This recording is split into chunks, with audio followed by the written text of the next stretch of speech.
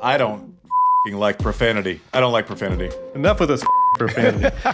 Indian Wells is different. When you're favored in every single match you ever play, that's because you've been really, really good and really, really clutch. Just an extraordinary insight and expression of clutch tennis. Rybakina is going to make a run at number one this year. Sabalenka knows that. We can debate that. But if I'm her coach, I'm going, yeah, you're there. Who's worried? There's nothing wrong with Jannik Sinner. Oh, are we in crisis? Stop. I saw one thing saying he has not won a tournament going into Indian Wells in 2026. He's played two! That's a really nice win for him. Medvedev, man, he's had a month. Winning in Dubai. Is he going to get to Indian Wells? Is he going to be able to play once he gets there? He played. Right back in. She is not someone who throws in the towel. She's not someone who retires from matches, which would tend to make us concerned. One more point that I want to make. I'm not going to overreact. He's going to win a slam the next 2 years. Whoa.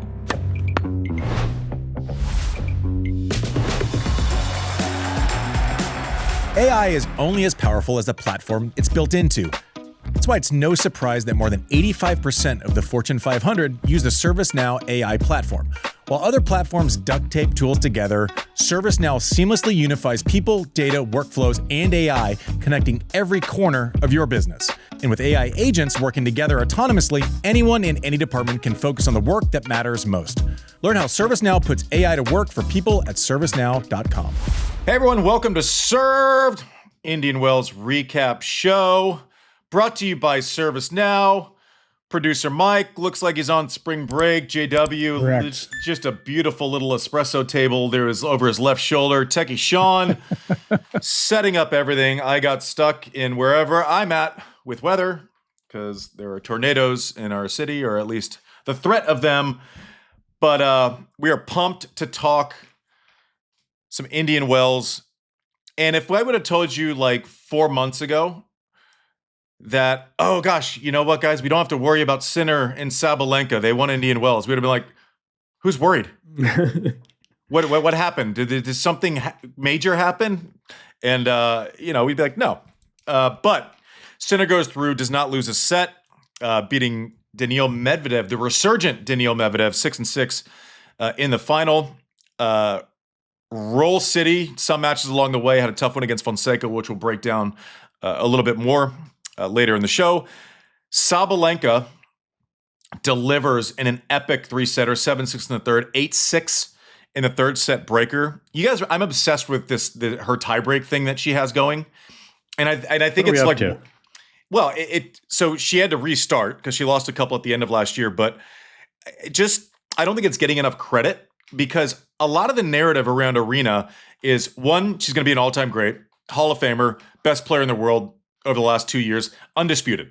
I don't think you can find someone who, can say that and not be laughed out of the room.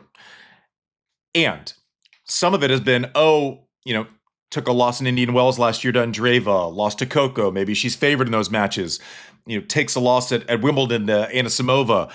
It's just, is she not winning the matches she should win? One, you create that shadow. When you're favored in every single match you ever play, that's because you've been really, really good and really, really clutch also along the way, right? But I don't know how you can have the narrative that she lets, some matches go, and not saying she hasn't, but let's be at least a little sober about this. This tiebreak record, so say she's not clutch and then make this tiebreak record real for me, okay? 22-3 last year in tiebreakers. She lost a couple to break her streak at the end of last year and is now back up to 5 in a row. And I think her Grand Slam tiebreak record is still alive at some dumb number, 18 tiebreakers. 18 or 19 or something. I mean, that's just silly. It's silly.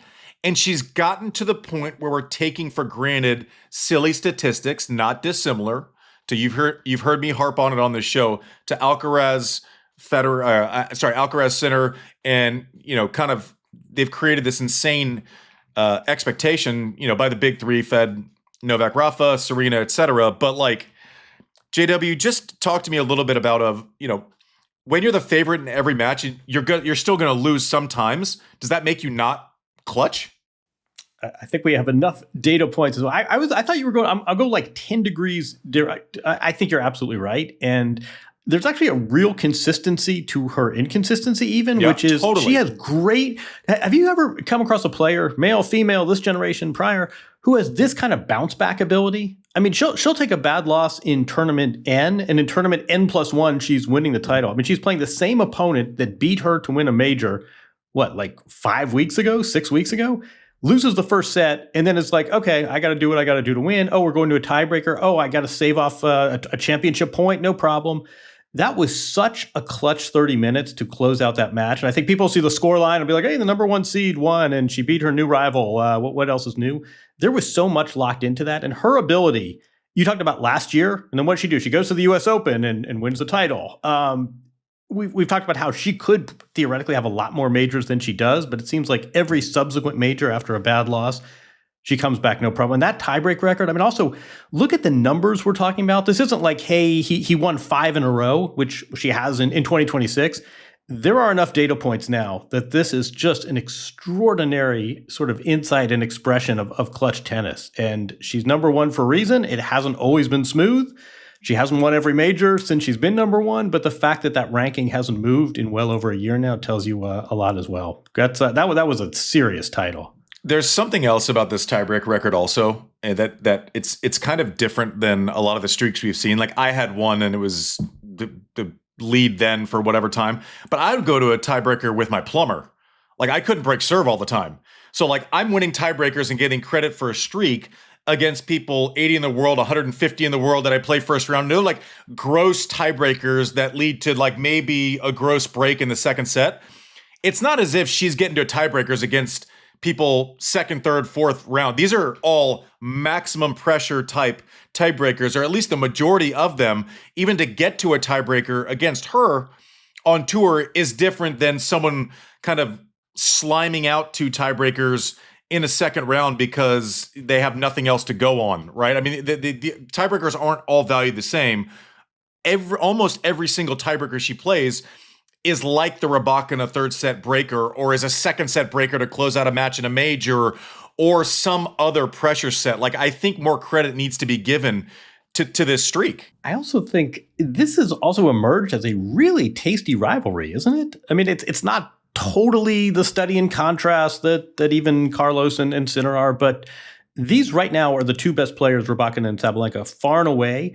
They're both, it's both sort of power tennis. They dictate the matches on their racket, but the real differences are temperamental differences, but they're also differences in their game. And all of a sudden, I'm like, I feel like people are kind of missing the forest for this. This is a nice rivalry that we've settled into on the women's side now. And yeah, I mean, look at the score lines of their last 3 matches in the last 120 days, and you can't ask for much more as a tennis fan. We said it on our recap show last year. Rybakina is going to make a run at number 1 this year, right? And Sabalenka knows that, and that's what it's building to. And these kind of rivalries are fantastic because they ebb and flow. And now what's going to happen the rest of the year? People are going to write off ego. We did it last year. Then she goes and wins Wimbledon. Is she not going to be one of the top 2 or 3 favorites at the French Open? Other people will get in the mix as this year goes on. But to your point, it's hard to argue over a 6-month span with these 2 not being the 2 dominant forces in the game, and kind of Rybakina joining Sabalenka as this consistency mechanism that we're talking about. Now, the flip side is if you're Rybakina and you leave that match, you're going, okay, so closed out the year better than anyone last year. I win Australia. I lose to Sabalenka, but when she's beaten me in kind of the recent history, it's when I've actually won 4 more points in this match in Indian Wells than Sabalenka. What you can't leave this going, you're going, oh, if you're in her camp, you're going, you're absolutely as good as her right now. Now, we can debate that. We can go, get into the statistic metric of it. But if I'm her coach, I'm going, yeah, you're there. You might even be better right now. I'm pitching that narrative because she doesn't seem to mind it. She is definitely not scared of the tough matchups. Like she doesn't stress test about going in. She respects obviously the ability of the best players in the world, but there's no chance she doesn't view herself as that person right now, even leaving with this loss against Sabalenka. Is that nuts to say? Yeah, and you know what else? Sometimes we talk about Rybakina. We say, it's Russia, it's Kazakhstan. She's not used to this heat and humidity. She can be a little bit vulnerable. She wins Australia, And yesterday she gets to 7-6 in the third, and it was like 97 degrees. I think she's got to be, obviously not the result she wanted in the final. Even Sabalenka herself, I think, said it was Russian roulette, which echoes your point. But yeah, if you're Rybakina and you're leaving that event, losing a third set tiebreaker on a 97-degree day to the number one player in the world, when you win more points, you can live with that. Yeah, I mean, you can live with it. But listen, props to Sabalenka because she just figured out a way to win. I mean, she took the best punches, reversed it. Like, to your point, JW, she knows the pressure sets. Like, she loses to her again, we're going, oh, is this a matchup problem? Which maybe it is still, but it's a matchup problem both ways, right? Like, there's no such thing. So it's a two-way matchup problem. It's not like, some of us who have had terrible matchups and it actually is a matchup problem. But props to Sabalenka. But also, I think one of the things that is intriguing about this, and there's the dynamics on court, but like the juxtaposition of them off the court, it's like Sabalenka going in. I mean, I'm your here. Contrast. Well, I'm here. Oh my gosh, I'm here for it because she just leans in fully. Congrats on the engagement, wearing a veil while practicing. Like, there's not a lot of spotlights that she doesn't lean directly into, and that's great.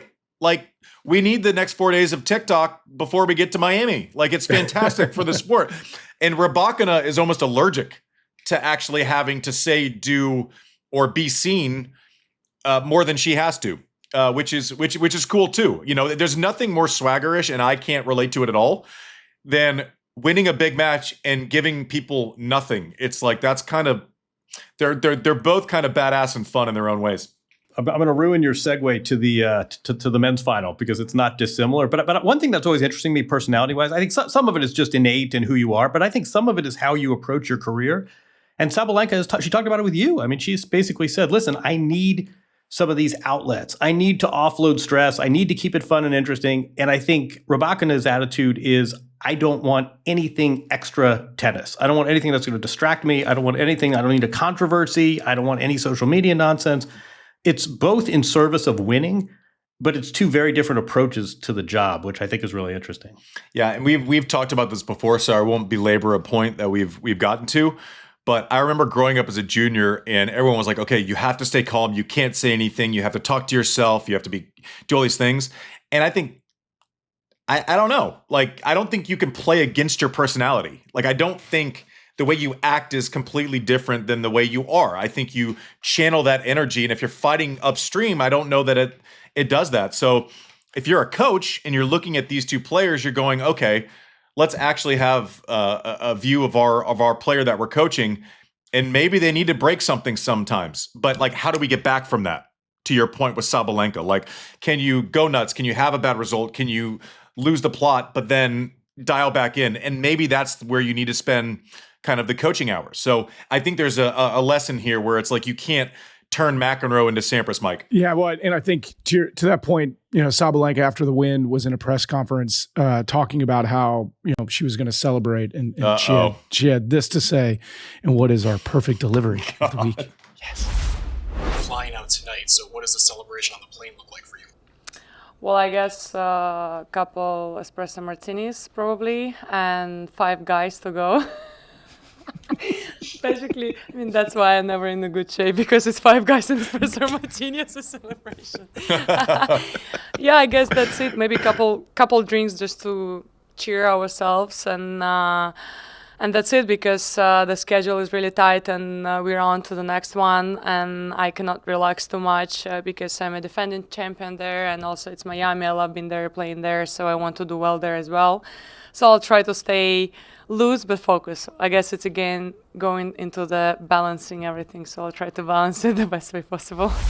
You know what I wouldn't want is to simultaneously be a little drunk and caffeinated in a flying metal tube for 6 hours. You don't think? First of all, can we just be clear to our international audience? Five Guys is a hamburger joint. You don't think it's an iconic hamburger joint. Delta Flight 213 is going to have her? No, I don't think she's. No. I think her metal tube is not. I don't think there's a. I don't think there's a flight number. I think there's a tail number. Yeah.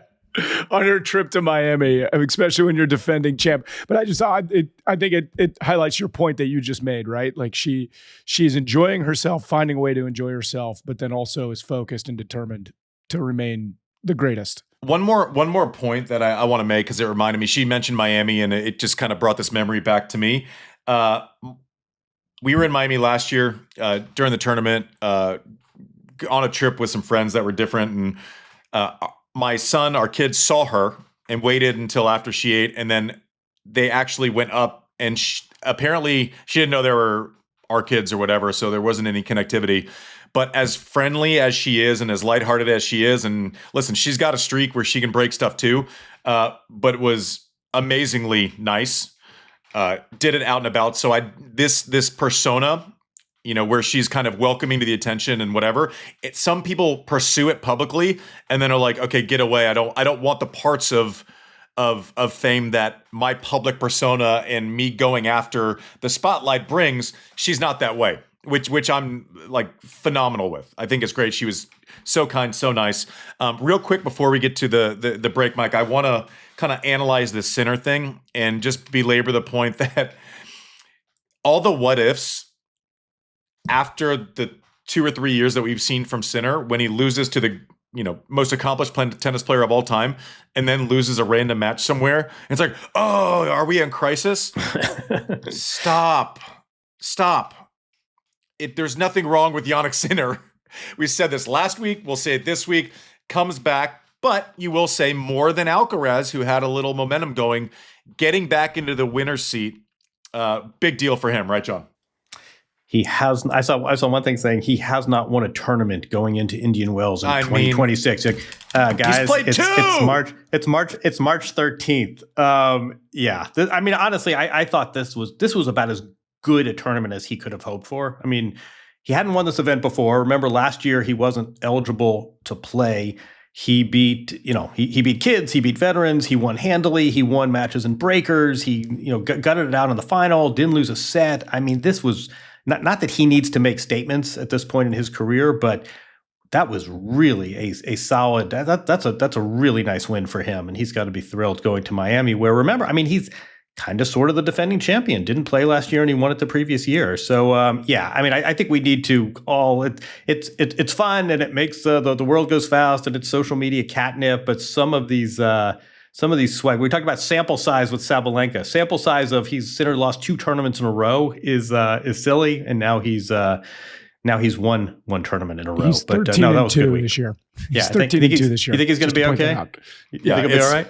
So one of the things that's interesting to me, because we talk about Carlos and how his game can adapt to every surface, and that's absolutely true, right? But now we're looking at Sinner's body of work, okay? And for a year and a half ago, it was like, oh, give him like a fast hard court, and he's the guy.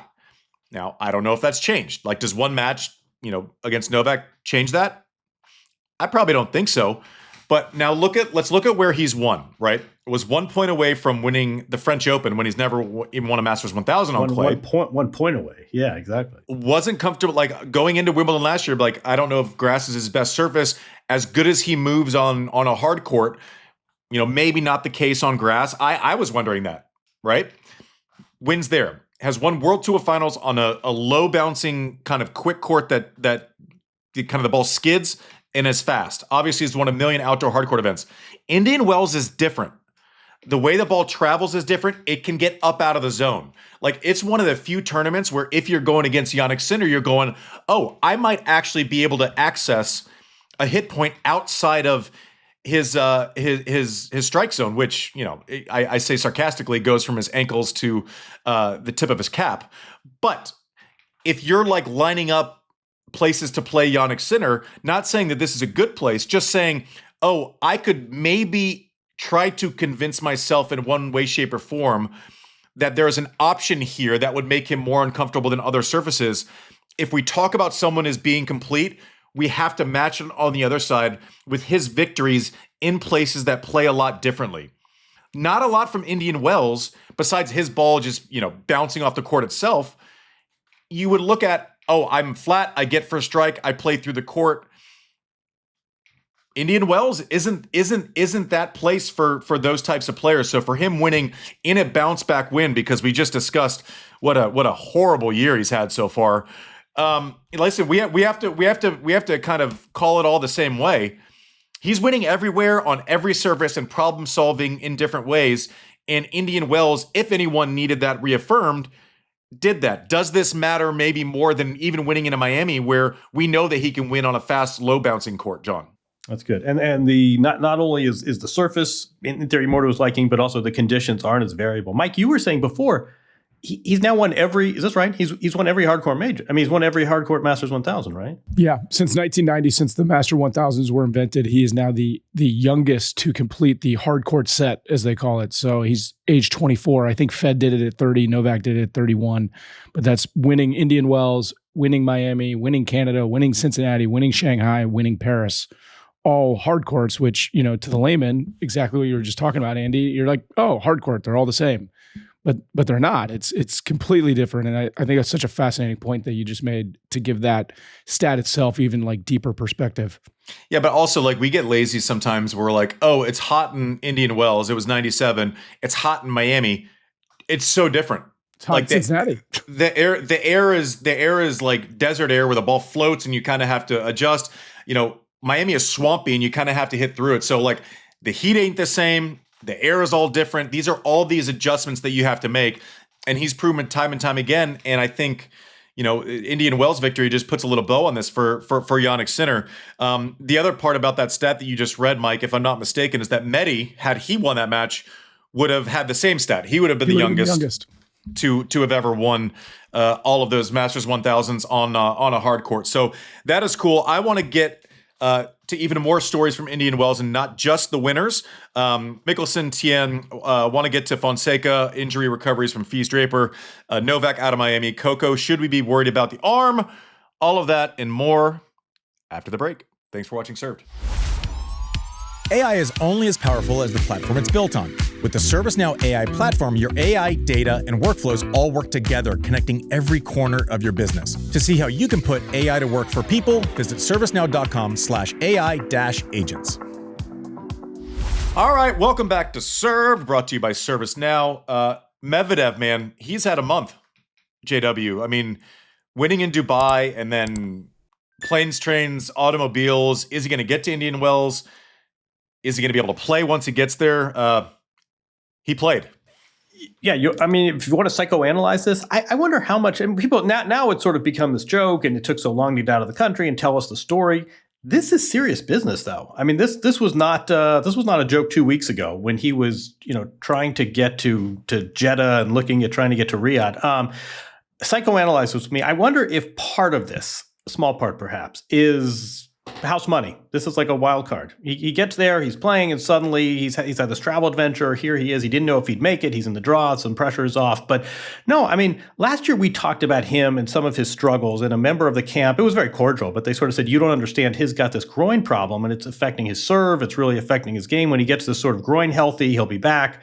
Don't read too much into these defeats. And I think sometimes we do gloss over. We say, oh, it's a bad loss. And then you find out later, oh, he had trouble lifting his arm above his shoulder. So in the case of Medvedev, yeah, he had a very strong fall, sort of had the learner teen problem in Australia, and now he's back. And that win over Alcaraz, you want to know, this is a little bit of a digression, but crazy stat. Players born in the 1980s, yourself included, accounted for 80 major titles. Players born in the 1990s accounted for 2. And he's one of the He's the one active one, him and Dominic Thiem. That's crazy, right? Anyway, point being, there's something generational here, but let's not forget, this guy not that long ago was winning hardcourt majors and got to number 1 and got to the finals in Australia, and now he's back. He mounted, that win against Carlos is probably about as good a win as he's had in, I'm thinking, years. And then it's as good a win as he's had since he beat Jannik Sinner at Wimbledon 18 months ago. I'd contest that. 21 months ago. But I'm just saying, like, this isn't a crazy result. He beat Alcaraz at the Open a couple years ago. That's my larger point, which is like it's been a wild year, and a year ago he's struggling. He's had a groin injury. It's better, but my point is this is a class guy. I mean, this is a primo tennis player we're talking about. So great tournament for him. Again, it's been a hell of a March for him. But I think it's not unlike, actually, the real similarities between the men's and women's events here. But, Jannik Sinner wins, Jannik Sinner back on the board, and a nice 7-6, 7-6 gutty final. I don't think anyone's going home disappointed if you're Medvedev. And, Sinner's back, but I think, tell me if I'm overstepping here, but did Medvedev not call you at some point last year for some counsel? Do you want to go there? Yeah, that's fine. I mean, I asked him specifically, and he said, "Yeah, whatever. You can talk about anything." He basically just called. I got a call after he had lost at the U.S. Open last year, and I think at that point, I would guess, and this is all my guess, right? So this isn't, but as the way that things shook out afterwards with splitting from Gilles Savard, who, by the way, did an amazing job with Medvedev for a decade or more. So let that rest here before we get on to the changes. It felt like he was just kind of seeking outside advice, from whoever. And so we talked. I remember sitting in the Players' Lounge of the U.S. Open. I was in a corner, just sitting on the floor, and we were chatting on the phone. And he's like, "Well, what do you think? What do you see?" And I said, "Listen, you're very good at your patterns, but you've been playing the same patterns for a decade, right?" And I said, "Easier said than done. I don't know what the solution is, but do you, he was saying, like, I feel like guys are hitting bigger, and I feel like I have the urge to try to hit it bigger to do that." I'm like, I don't know that that's your skill set, right? Is there a way for you to be aggressive without just swinging harder, right? And so I remember we've referenced the Stan Wawrinka inside out backhand. If you're playing defense in the forehand and you're back in the middle of the court, guys are just going cross court on your backhand, which you have the best cross court backhand, one of the top 5 I've ever seen. But if it's predictable, these guys can hit the pitch. Is there a way where you shove it inside out? Is there a way where you just go nuts and munch one forehand just to keep people honest? And basically just thinking through different ways where there can be aggression without being irresponsible in changing stroke production. And so, who knows what lands, but I'm guessing I wasn't the only call that he made, right? So credit to him for, sometimes it's really hard when you've been successful doing one thing and playing a certain way for a long time, finding that mix of adjustment at close to, at 30 years old and implementing new things, or going to a former slam winner in Thomas Johansson and saying, okay, what do you think? What adjustments can we make? And I give him credit for at least curiosity. I don't know if one thing I said was of any value, but I do know that when you go and get some sort of feedback, if you hear the same thing from 5, 6, 7 people that, have played and maybe you respect, there's something there, right? There's going to be something there. So credit to him for not being afraid to change things, not getting back. And I like that you made the point about injuries and we don't know what people are carrying. I don't know, I know for a fact, I talked to Zverev at the end of last year too. He was a mess physically last year. And so it does take a certain type of thing, after Australia last year, he said his year, he said by my standards, it was very disappointing. Right. And also he didn't talk us through, a back injury he was carrying all year, week to week. Some people need to get it out. It's like a pressure release valve. Some people will have a press release 3 days after they lose, even though they're not playing. And some people kind of choose not to talk about it. So to your point, we don't really ever know what's going on. More so than House's money, though, JW, with this Indian Wells run by Medi, I put a lot more stock in. I'm going to claw my way back to some sort of form in the fall. I'm going to win straight out of the gate in Australia. Obviously, the matchup with Tien is not one that he likes. But then dominating in Dubai, I put a lot more stock in form. Like, it feels like House's money a lot more if you beat everyone 2 and 3 in Dubai for a week. You know what I'm saying? So, credit to him for something's wrong. I need to figure it out. The majors are definitely not going the way that I want them to last year. I don't think he made it past the second round of a major, if I'm not mistaken. Let's figure it out. And I might need to wholesale change something that has already delivered me a slam, the number 1 ranking. And you said he made he made 5 finals, if I'm not mistaken, of majors outside of the one that he won. It's not like he just dipped in and dipped out. Like, this consistent presence in, the last 48 hours of majors for 7 years. And oh, by the way, beat Novak Djokovic on a hard court to win his only major title. So he knows how to play tennis, and it's not wholesale changes all the time when things aren't going well. It's these little spots of like, can I bully someone to the forehand side? Can I switch directions? You're not going to beat Carlos Alcaraz to point backwards to the conversation that Mehdi and I had by being predictable. You're just not. There has to be something that's going to keep Carlos a little at bay where you have to kind of cat and mouse him a little bit and then at least threaten the blowback. I saw him beat Carlos at the Open a couple years ago during a night session, which was a huge upset, at least to the public, maybe more so than the locker room. But every forehand that came his way in the first, however many sets, he was taking huge swings line, which is not what Carlos anticipates when you're playing Medvedev. But getting, when to be aggressive, when not, but not like kind of overplaying. He's never going to have the forehand that has the RPMs of like a Casper Ruud. So you can't do that. Like people are like, be more aggressive. It's like, no, how are you more aggressive? Zverev, are you just going to take pot shots on your forehand? No, you're going to like hit and come in or serve and volley. There's different ways to be aggressive, but they have to fit inside of the framework of your stroke production. To beat Alcaraz on that court, I mean, this is someone who's always diminishing himself. That's a big win. I forgot about that. You're right. I mean, he beat Alcaraz when Alcaraz was defending champion at the Open. But no, can we all agree? Just the sport's in a better place when Medvedev is playing at this level. Listen, I didn't agree with him on the hindrance thing. I think he knew. Yeah.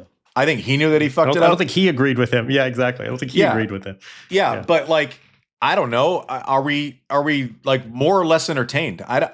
Listen, I'm not going to excuse bad behavior, but the thing that I like and the reason why, and they'll get on me like you defend Medvedev. I'm like, no, he says he fucked up before any of us can say he fucked up. Like he was at the net with Draper and Sean. Tell me, like you said it. You said it well before we got on air, but he was basically like, I didn't like it. How'd that go? He goes, I don't feel great about it. Yeah, Draper was like, I don't feel great about what you did. And Medvedev was like, I don't feel good about it either. Or some version of that. I don't know. It's better when he's in. Even when he messes up, he'll tell you he messed up. Most of the time, I'd say more than 99% of tour. But I mean, he's back in there. He was out. He was 20 after the Open last year. Right back in. Yeah. I don't know what his ranking is after Indian Wells. Well, also he ain't defending much either. But no, I think nice to have someone from the 90s making a run, holding down the decade. We love the 90s. Yeah, along with most fashion trends. Something that I kind of watch for, like interesting stories inside of the tournament that don't necessarily end in like a semi or the final. And I know these recap shows that's largely dominated by the overall result. Mickelson beating Fritz, Tien beating Shelton, kind of that little American jockeying for position. That's always fun. These kids can play. Fonseca looked great. Obviously, a lot of hype in that match against Sinner. 6-6. I mean, that ball wasn't traveling subtly during that match. I'll tell you that much. But now everyone's like, Fonseca played great.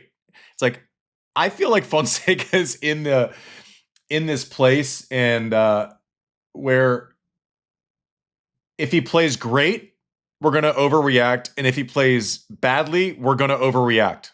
Like is neutrality gone with Fonseca now, GW? It's like American politics. You only can have a voice if you're on the extreme. There's no middle ground. Yeah, right. He's either winning double-digit majors or he's the biggest overhyped flameout. No, doesn't a lot of him, I mean, doesn't the eye test do a lot of damage and a lot of work for us here? You just watch him play. You just watch that pop. You just watch the forehand. You watch him go about his business and you say, you know what? I don't care what his won-loss record is. I don't care about the match he shouldn't have won and did or the match he shouldn't have lost and did. You just see him and you remind yourself of his age and you just see promise here. He's so fun to watch already. There's such a sort of measured approach. There's so many sort of tells that this is a real player, and I think we get caught up in quirky results and not sort of just believe what you see, folks. I'm gonna simplify Fonseca for us all very quickly. You ready? Everything that is hard to do, right, and that can't necessarily be taught, like I can't create a certain amount of speed on my backhand because of technical deficiencies and the fact that I'm just not very good with my left hand, right? Like, I can't do that. Everything Fonseca does really well that jumps off the page, which is probably what results in you talking about the eye test, creating massive ball speed, being able to hit winners from all parts of the court, switching directions from either side with pace. Those things can't necessarily be taught to a 19-year-old if there are limitations. Everything that is still a question mark, point production, where to stand on second serves, when to pull the trigger, and when to lay back, those are things that can and will be learned over time. That is why he is such an intriguing prospect. So comparing him to just someone else his age and saying, well, this person got further in this tournament, doesn't tell the entire story, because that person's ball speed, they could train it, do nothing but train that for 2 years, and it wouldn't match Fonseca's. Now, if you only kind of put Fonseca in the realm of like, I need to learn how to win matches on a bad day, I need to learn about point production. Now, it doesn't mean that, he's going to be Andy Murray in that scenario in 2 years just because he thinks about it, but you're more likely to learn those things than have to learn the natural gifts that Fonseca has. And that's why he's an intriguing prospect. The upside and the things that are hard, he does extremely well. The things that are going to be generational weapons, he has those. Now, we have seen people that have those, and maybe it doesn't shake out at the bottom. I'm just saying the things that he needs to learn can be learned by repetition, by advice from coaches, by everything else. And that's why he's the person that everyone is looking at, right? Loses in Australia. He stinks. This guy went further. It doesn't change the upside of what he does well, and it doesn't change the upside of what can be learned. And when you think about those things together, if everything goes well, you have a guy that can win majors. I hate even giving voice to the sort of the overhype chorus and the people who seem to relish 19. in like throwing. Exactly. I mean, it almost doesn't. It's not worthy of us to even dignify it. I do think this was a really nice tournament for that. Arthur Fils back, won a few nice matches. Jack Draper looked pretty. I mean, just go through the list of players and the prospects and Mboko and Andreeva, the defending champion, perhaps as an exception. But I thought this was also a pretty solid tournament overall with two very familiar winners, two very familiar finalists. But overall, I think a really strong tournament for the kids. I'm glad you brought up Fils and Draper. If you're coming back from an injury, the last thing you want is to struggle early coming back from an injury, right? Fils making the finals in the Middle East, even if he got drilled by Carlos, big deal. Winning matches every time he gets out, had a great win over FAA, quarterfinals here. If you give that option to his team mid-January, they're going, that is an absolute success. That is like great as far as what we need to build him up. And I think he's got the goods, the ball production, the ball speed to be a top 5 guy. I do, and could be sooner than later. If you're Draper, right?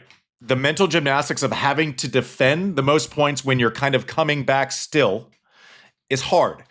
Unbelievable job of separating process from results, right? Him getting back and making the quarters, beating Novak in like a big pressure-filled match against someone who's not going to beat themselves. Like, big wins for Fils, huge comeback for Draper. I don't care that he defended last year. This tournament was a massive success for him, given the circumstances coming back from that injury. Both of them can be disruptors.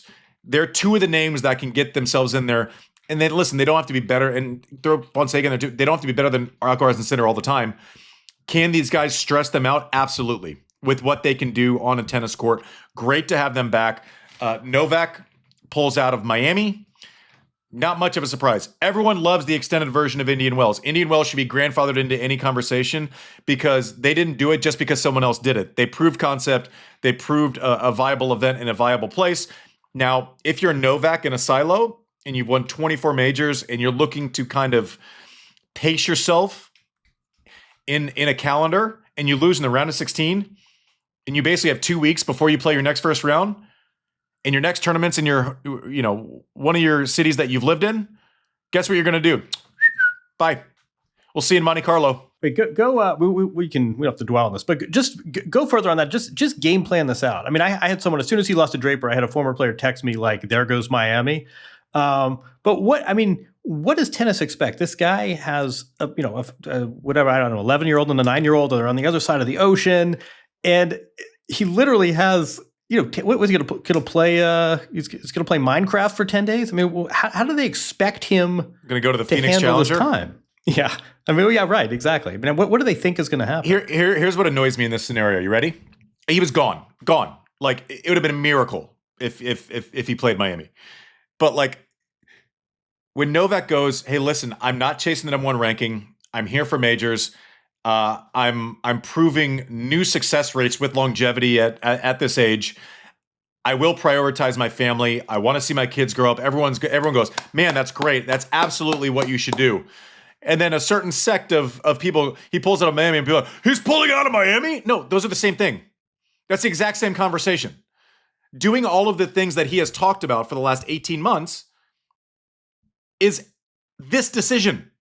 Like, it's this exact decision. Sitting around and going to Miami and training and playing practice sets and doing the whole thing. No. Your next tournament's in Monte Carlo. Guess who's going to be in Monte Carlo? I'll bet you $1. His family. Those are the exact same conversations. If you understand the macro conversation of something, you can't be upset about the micro decisions that lead to that macro view. It's dumb. Makes no sense. He's gone. He's not going to spend 2 weeks training. Gone. He doesn't need to win Miami. He's Novak. Who gives a shit? Sorry, James. Probably not a great segue to say that James is going to be James Blake, the tournament director in Miami, is going to come on for the Q and Andy segment. So send in those questions. Mike, where can they send them? Go to servepodcast.com and you can find a link there and send all your questions, or just DM them to us.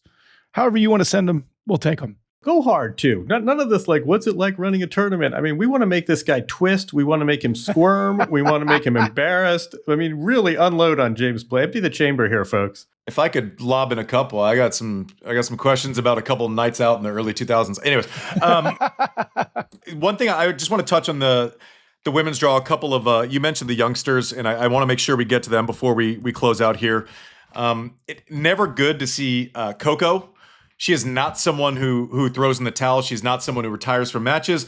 She is not someone who, even with struggles with shots, she kind of leans into the stress. She shows up the next week. She's, maybe one of the most professional people I've ever seen her age, which would tend to make us maybe accurately concerned about this arm situation. Hopefully it's nothing. Yeah, I mean, this is one of either. I think ultimately this is a benefit of tennis. We don't know a lot. If this is the NFL, you get a much more detailed injury report. I mean, we don't. Arm injury could mean a lot of things. We've seen players in absolute agony, and then they give it a day, and they still look good when they enter the doubles draw. So who knows? But yeah, I mean, this is basically a home game for Coco, and let's not forget she is the defending champion of the next major. But to your point, this is not someone who is quick to pull the ripcord. So you hope she's okay. Well, after the match in her press conference, she said that it felt like a firework was going off inside my arm, and they maybe potentially nerve issues. And Andy, did you ever deal with any nerve issues? Yeah, it's not. There's like, think of like a back injury. It could be pinching a nerve and then you get adjusted and it lets itself out. That can relieve pretty quickly once you get there. As far as an arm, I don't know that you want anything nervy in an arm. It looked like forearm, which is probably better than like elbow shoulder situation. That tends to lend it. And this is, listen, I'm not a doctor. I'm just telling you because I've probably felt these things. This feels more muscular, and which is you'd rather have muscular than like structural. So hopefully that's the case with Coco, but it not all people retiring from matches are the same. And when you see Coco do it, you kind of go, oh, okay. I hope this isn't the second time she's ever done it. Yeah. And listen, she's not one to throw in the towel and walk off if she can compete. She is an uber competitor. So we hope that Coco gets better. We hope that she's in Miami. More importantly, we hope that she's healthy for the rest of the season. If I'm her team and she's not feeling great going into Miami, she's not one to lay off the calendar. She plays a pretty heavy schedule all the time. It's a tough tightrope walk. Mboko is going to win a slam the next 2 years. I just needed to say it out loud. I just needed to say it. I just needed to say it out loud. No fierce disagreement, but what you're basing that on what specifically? She plays well every week. That's pretty good. She plays. She's going to be in position. So we talk about Sabalenka. She lost in Grand Slam. She's in position every single tournament. Now Mboko's obviously not there yet, but if you take this breakout last year, some injuries, kind of maybe limped-ish to the finish line, or at least was spottier out of the gates this year, like final, quarter major. She's making the quarters or better in every single event. She gets through tough 3-set matches all the time. When she starts flipping those and, turns her 3-set wins into 4 and 4s, which she will, she's only been on the main tour for like 8 months. Oh, she didn't have a top 100 ranking this time last year. That's what I'm saying. But she plays well every single week. Like losing to Sabalenka, yeah, it doesn't bother me at all. But she's just building. She's physically strong, right? She can kind of withhold the stress test of big tennis. So I'm just more and more impressed with her, the way she goes about it. She doesn't have to play great to win matches. She's really good at I might not play well first, second, third round, but I'm still here in the quarters. Those are big things for a young player. So I wanted to say that out loud. Maybe give me till the end of 2028, but I think she wins a major. Conversely, someone we would have been saying this about a year ago, who I'm still a big fan of. I'm not going to overreact. Even if she may have overreacted to the crowd this week, which was Mirra Andreeva. You could kind of feel the stress of maybe having to defend. You can hear the stress. Yeah. I mean, what's your take on where she's at right now? And one, am I crazy with the Mboko thing? And two, what do we make of Andreeva right now? I don't think. I mean, picking anyone to win a major is bold, but no, I think you're right. Mboko is a real revelation, and you're right too. I mean, there's defense. She's a good athlete. She's a good mover. There seems to be a real calm around. I spent a little time with him in Australia. There's a real sort of nice vibe around the camp, not too stressful. I don't know what to make of Andreeva. I mean, look, careers are not linear. Lives are not linear. But yeah, it's when she loses lately, it's come with a lot of drama, which I'm not sure too many people saw coming. And I mean, I think you had a key phrase, which is I think she's defending a lot. That was a big pressure event. So it wasn't just a defeat, but she knows what happens to rankings when you win big events and then you don't do it the subsequent year. I'm not sure about the profanity. We give grace to teenagers, but this has become a thing. It's not a one-off. I'll tell you something. I don't fucking like profanity. I don't like profanity. Enough with this fucking profanity. I won't stand for that shit. The woman reacting to her yelling, "Fuck you all." The pearl clutcher. The pearl clutcher is still. It's going to be one of my favorites of the year. That and the grandma knitting during one of the matches is probably some of the best stuff out of the game. Here's I got something for you on Andreeva. Right, when your game is based around power and you can hit yourself out of frustration, it's a little bit different, right? Than when your game is based around decision making, tennis IQ, and clarity of intent. Right, in order for Andreeva's game to work, I think she has to have a certain amount of chess master in her game, right? What she did so beautifully last year for that run of 4 to 5 weeks from Middle East through Indian Wells was mixing up paces, switching directions, playing it short, playing it back, defending against Sabalenka's pace by you deflating the ball. All of those little decisions you have to be clear on. I think if things are jumbled up here, I think specifically with her style of game, and listen, I'm the last person that ever cares about someone hitting a ball out of the stadium. But similar to what we talked about with Sabalenka can break a racket, and I have no doubts 4 minutes later, she's going to be engaged. I don't have that same confidence right now with Andreeva. So I don't mind her getting upset, right? Her personality is not going to be this wallflower, quiet, Rybakina type thing. It's not going to be that. So that's a dumb expectation for anyone to have. The focus is get it out, get back to work. You got to find a way to deflate your emotions when they get the best of you. And they will. She's fiery. That's going to be a benefit for her at some point in her career. And we're going to give credit to it 2 years from now while not remembering what happened in Indian Wells this year. With her game specifically, there has to be clarity of operation to make the decisions, to make her the most effective version of herself, in my opinion. Mike, I don't know that we have time to kind of go to this rabbit hole because I could spend 40 minutes on it, and I want to do it responsibly and not rushed at the end of a recap episode. But can you just talk about the moving parts of Italy buying a grass court event, the ATP starting buybacks through the Saudi investment fund, and kind of where that's at, or at least just give the headline real quick.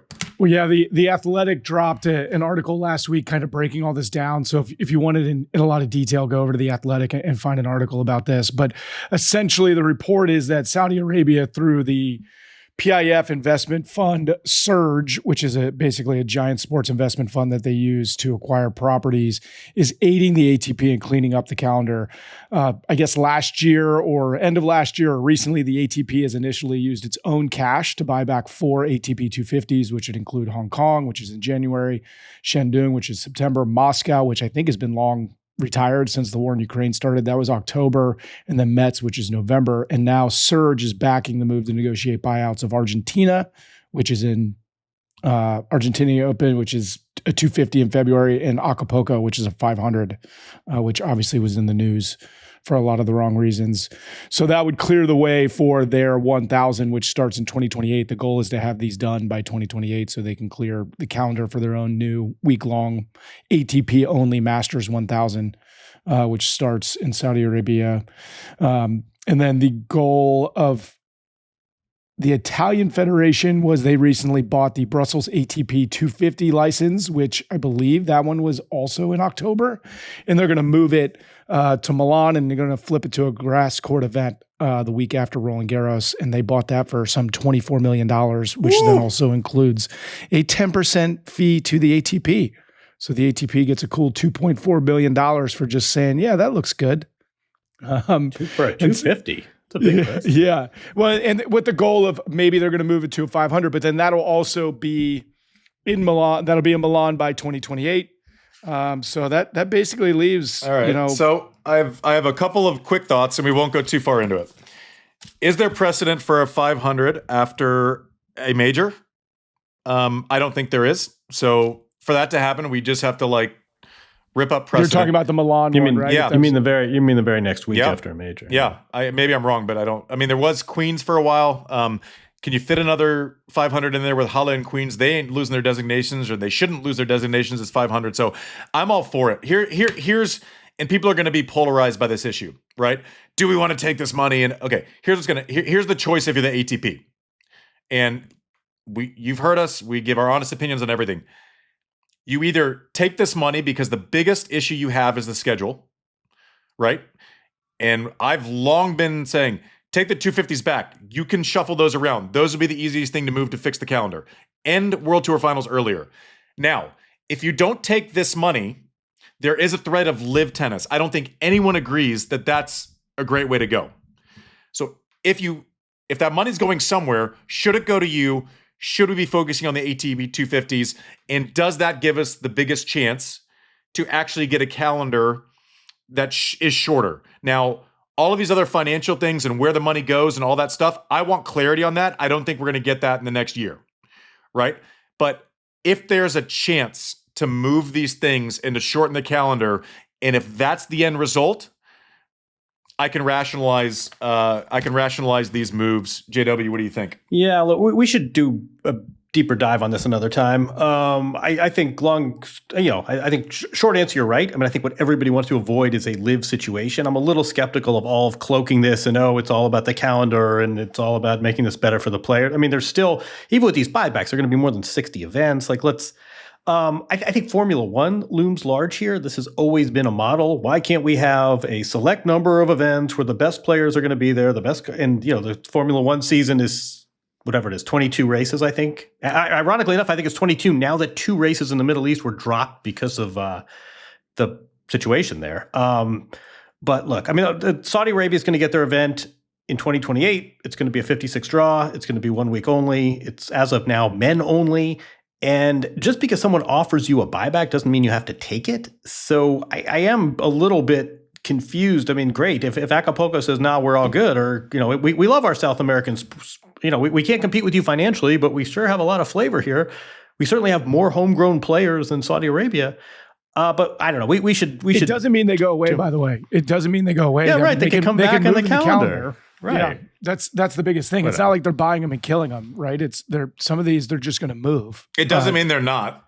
It doesn't mean they're not. I'm just saying it doesn't mean they are, and that depends, I guess, on the negotiation and remaining whatever it is. And to your point, John, about the WTA is kind of left out of this, but they're not. I mean, they're basically in the Middle East all of February already. Right. I just think it's important that we have another acronym. You said Surge, S-U-R-J. That's the Saudi. Yeah, it's good because tennis doesn't have enough acronyms. Glad we can add a 10th. Glad we can add a 10th event. Good. Anyway, I mean, it's interesting. It's at some point, this is really important as a sport, and we could probably do a solo episode on this alone. We will. I think that's where we're going to net out on this. News will be incoming. Listen.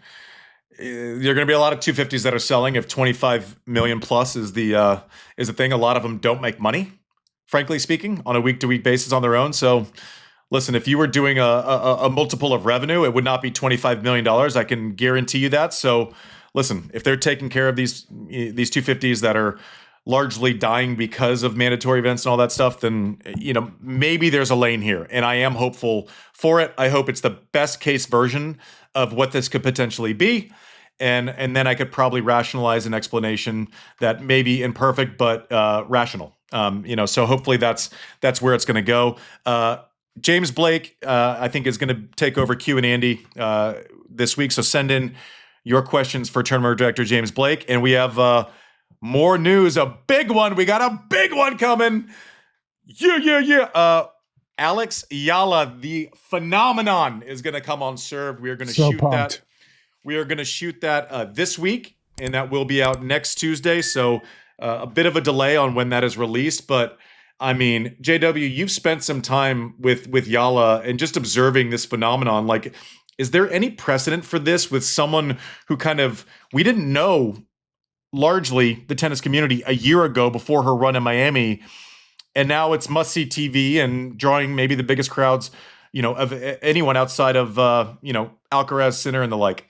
I mean, and let's be clear why. I mean, and she's very upfront about this. She's a top 30 player. I mean, she had a great week last week. I mean, this is a formidable player. But let's be honest, this is because she represents the Philippines, which is a country with more than 100 million people, but doesn't have a lot of history in tennis. And she's really leaned into it. And I mean, there's some players who sort of like hype for the wrong reasons, and there are other players who probably should lean into hype a little more. Here's a player who just gets it. And I don't think she's, there are no delusions here. I mean, I think she knows that there's still a couple of levels. Everything's trending in the right direction. She still has a couple of levels to get to, but she has really embraced the fact that she is representing so many fans. And when she plays, I mean, we saw this at the Open. We saw this in Australia. It was apparently the case in Indian Wells. There is such a loyal fan base from this demographic that honestly tennis hasn't had much representation of in the past. It's really lovely to see, and it's lovely how she has shouldered that so gracefully and so happily. She's cool. She's 20. But I think